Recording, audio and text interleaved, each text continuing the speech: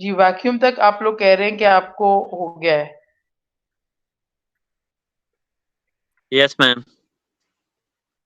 जी, steam distillation का भी मैंने बता दिया था कि जी ये sensitive material basically steam distillation जो है वो लेबोरेटरी लेवल पे ज्यादा यूज होती है। अगर इंडस्ट्री लेवल पे भी यूज होती है तो उन इंडस्ट्रीज पे जहाँ पे लेबोरेटरी लेवल पे वर्क होता है।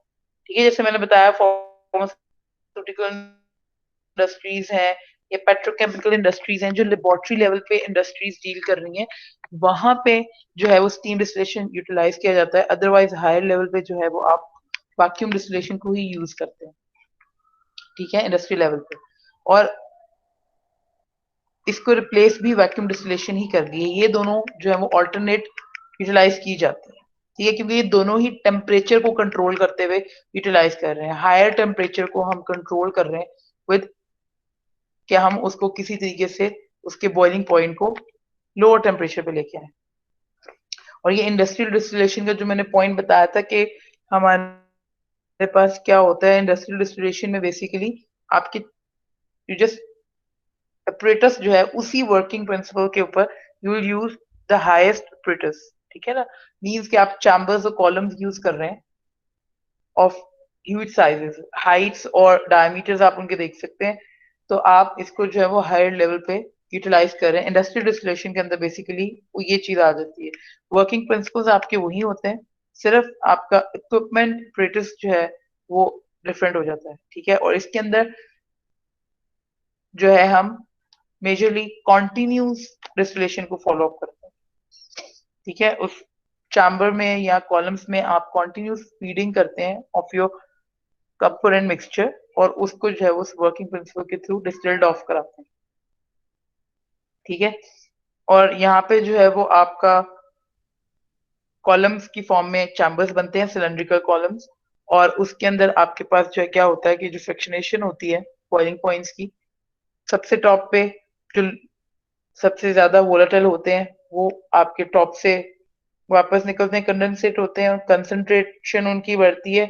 और जो हैवीएस्ट प्रोडक्ट्स होते हैं उनकी from the bottom of the columns जो है आप उसको सेपरेट आउट करते हैं। तो उसको हम बॉटम्स भी कहते हैं अक्सर औकात। तो बेसिकली आपका जो है वर्किंग प्रिंसिपल वही है। यानी कि अगर मैं बात करूं तो सिंपल जो आपकी टेक्निक मतलब कि सिंपल जो इसके कंपोनेंट्स ऑफ द डिस्टिलेशन है उसमें वही है, सोर्सिंग ऑफ हीट, उसके बाद आपके पास कंडेंसर, डिस्टिलेटिंग फ्लास्क यानी कि डिस्टिलेशन चैम्बर होगा, कंडेंसिंग चैम्बर होगा, रिसीविंग चैम्बर होगा, और ये आपके पास जो और सोर्स ऑफ आपके पास जो एनर्जी होगी, हीट होगी। ठीक है, अब उसके अंदर किस कैटेगरी की डिस्टिलेशन आप करा रहे हैं, कौन से टाइप की डिस्टिलेशन करा रहे हैं, इट विल डिपेंड्स कि आपको फ्रैक्शनेशन करवानी है, वो भी आप कॉलम्स के अंदर जनरेट करोगे। ठीक है, थ्रू द बीड्स और प्लास्टिक जो आप उसको फिलअप करते हैं। आपने वैक्यूम डिस्टिलेशन करानी है, वैक्यूम वो भी आप कॉलम्स में जनरेट करोगे। ठीक है, तो इस तरीके से स्टीम डिस्टिलेशन करानी है तो वो भी आप स्टीम को जो है वो पास ऑन करोगे थ्रू दी कॉलम्स। वो जैसे आप करंट फॉर्मेशन जो होती है कि upward and down conventional current जिसे हम कहते हैं कि आपका जो एनालाइट है वो अपवर्ड मूव कर रहा है, स्टीम डाउनवर्ड मूव कर रही है, और वो जब पास ऑन करते हैं तो वो उसके अंदर जो है वो उसको प्रोवाइड करते हैं। ठीक है, तो ये वही बात हो गई कि distillation is technique, evaporation is a phenomena. ठीक है, ये पॉइंट डिफरेंस रखेंगे तो ये आपको क्लियर हो जाएगा। उसके बाद मैंने बस ये सिंपल सा बताया था कि कुछ एप्लीकेशंस हैं जो कि आपकी डेली लाइफ में आप इसको देख सकते हैं और अंडरस्टैंड कर सकते हैं, तो ये डिस्टिलेशन जो टेक्निक है ये आपको ज्यादा अच्छे से समझ आएगी। मैंने आपको एक छोटा सा टास्क दिया था जिसके लिए बेसिकली मैंने दोबारा आपको क्लास में बुलाया, अदरवाइज मैं कह देती कि ठीक है एंड कर लें। क्लास टास्क मैंने जो मेजरली आपको बताया कि आपने ये फाइंड आउट करना है कि ये डिस्टिलेशन जो आपने टेक्निक पढ़ी है कॉन्सेप्ट, कि ये आप किस किस्म की इंडस्ट्रीज में अप्लाई कर सकते हैं और किस किस्म के कंपाउंड्स पे अप्लाई कर सकते हैं। चलें, इसको मैंने मजीद स्पेसिफाई कर दिया है कि आप इसको जो आपकी केमिकल इंडस्ट्रीज है कंटेंट के अंदर, ठीक है, उन केमिकल इंडस्ट्रीज के अंदर क्या आप डिस्टिलेशन का जो टेक्निक है वो अप्लाई कर सकते हैं उनमें से किसी भी इंडस्ट्री के ऊपर। जिस चीज के ऊपर कर सकते हैं वो आप देखें, और कौन सी कर सकते हैं वो आपने देखें। ठीक है, डिस्टिलेशन का वर्किंग प्रिंसिपल, अगर आपका कॉन्सेप्ट क्लियर होगा तो आपको पता होगा, आप फाइंड आउट कर सकते हैं कि इस इंडस्ट्री के ऊपर आप अप्लाई कर सकते हैं कि नहीं अप्लाई कर सकते। और अगर नहीं तो फिर जिसमें नहीं होती उसको आप क्रॉस करते हैं, जिसपे हो सकती है उसको आप टिक करें, और उसके बाद ये बताएं कि कौन सी जो है वो डिस्टिलेशन आप अप्लाई कर सकते हैं इस इंडस्ट्रीज के अंदर।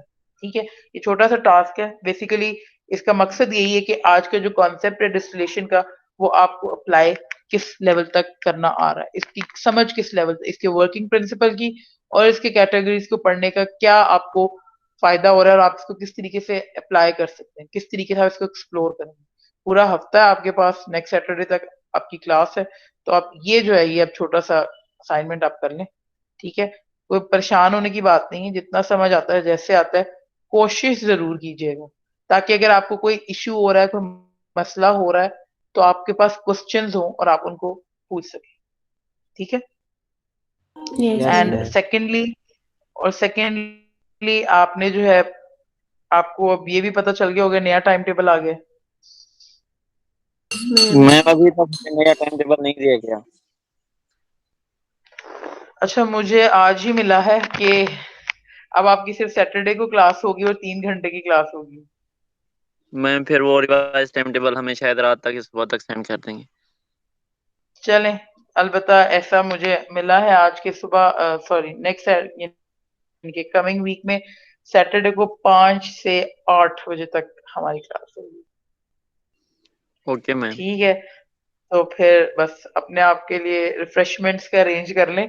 बीच में आपको 15 मिनट की ब्रेक मिल जाया करेगी, ऑब्वियसली 3 घंटे तो फिर आप लोग नहीं कर पाएंगे, लेकिन 15 मिनट की ब्रेक जरूर मिलेगी बीच में आपको, तो वो आप बस रखें और देखते हैं कि अब उसको किस तरीके से हमने लेना है। तो वो इंशाल्लाह मैं आपको ग्रुप में मैसेज कर दूंगी, लेकिन फिलहाल मुझे ये मैसेज आया है कि आपकी नेक्स्ट सैटरडे को 3 घंटे की क्लास होगी, सैटरडे टू सैटरडे। तो इसीलिए मैंने कहा कि ये पूरा वीक है, इसको आप करें अप्लाई, आपको थोड़ा आइडिया होगा। क्वेश्चंस एटलीस्ट अगर आपसे सॉल्व नहीं होगा तो एटलीस्ट आपके माइंड में कुछ क्वेश्चंस आएंगे, तो हमें पता चलेगा कि क्या समझ आ रही है और क्या नहीं समझ आ रही। ठीक है, चलें, किसी का कोई क्वेश्चन है तो ओके पूछ लें, नहीं तो फिर आप मीट एंड कर मैम। सकते हैं। मैम एम्बिएंट प्रेशर क्या होता है?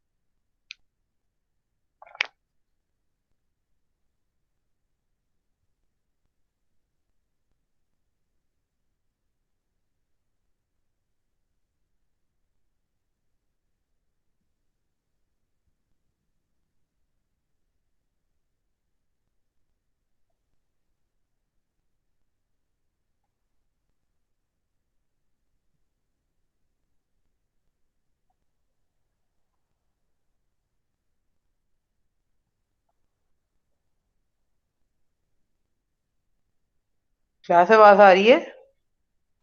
मैम अब आवाज Yes, आ रही ma'am. है। जी, क्या क्वेश्चन किया आपने? मैम एम्बिएंट प्रेशर क्या होता है? वैक्यूम डिस्टिलेशन में ये वर्ड यूज हुआ था। हाँ जी, एम्बिएंट प्रेशर जो सराउंडिंग प्रेशर उस ऑब्जेक्ट के ऊपर जो सराउंडिंग प्रेशर उसका आ रहा है, जो लिक्विड या गैस जो भी है वो अपने सराउंडिंग से जो कांटेक्ट में आ रही है, वो उसका प्रेशर जो है। Okay ma'am.